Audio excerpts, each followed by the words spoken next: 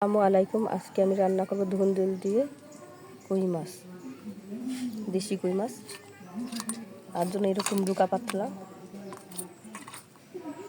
এখন আমি হলুদ 1 চিমটে হলুদ দিয়ে লবণ দিয়ে কই মাছটা মেখে নিব। 10 মিনিটের মতো মেখে রাখবো।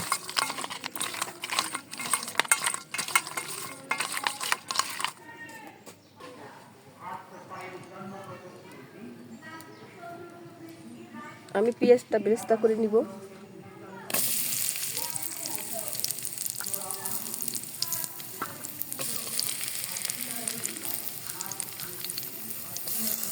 পেঁয়াজ বেরেস্তা করা হয়ে গেছে, আমি এখন উঠিয়ে নিব।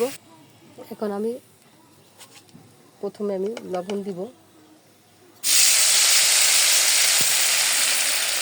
তারপর দিয়ে দেবো।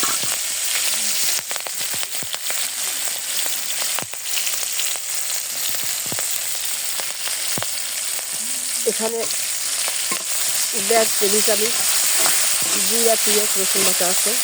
ভালোভাবে মশলাটা আমি কষিয়ে নেব। 1 চামচ হলুদ গুঁড়ো দিয়েছি।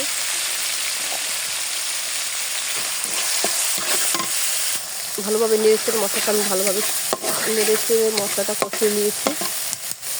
এখন আমি মাছগুলো ভাজবো না, যেহেতু দেশি মাছ, আমি মাছটা ভালোভাবে কষিয়ে নেব।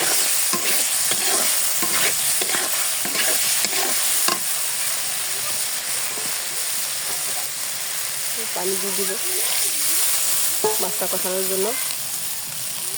2 মিনিটের মতো কষাবো। মাছ আমার কষানো হয়ে গেছে। এখন আমি ধুন্দুলটি দিয়ে দেবো মাছের ভিতরে। মাছ উঠাবো না, দেখতে পাচ্ছেন। এখন আমি ঢাকনা দিয়ে ঢেকে দেবো 2 মিনিটের জন্য। দেখেন কত পানি গলেছে, পানি দেয়নি তাতেই।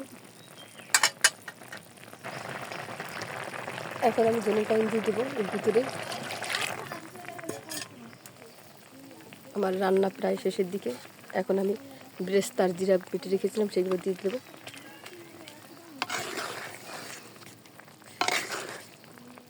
দেখেন আমার একটা মাছও কিন্তু ভাঙে নাই, আস্তে গেছে। হালকা মৃদু আছে, মৃদু হাতে নাড়া দিবেন, তাহলে মাছ একটাও ভাঙবে না।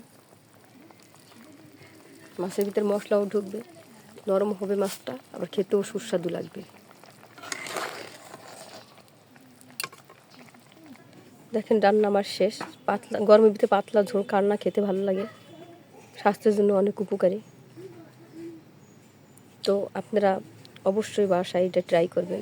আজকে এ পর্যন্ত, আবার নতুন কোনো ভিডিও নিয়ে আপনাদের সামনে উপস্থিত হব। সে পর্যন্ত ভালো থাকুন, সুস্থ থাকুন। আল্লাহ হাফেজ। আসসালামু আলাইকুম রহমতুল্লাহি ওয়া বারাকাতুহু।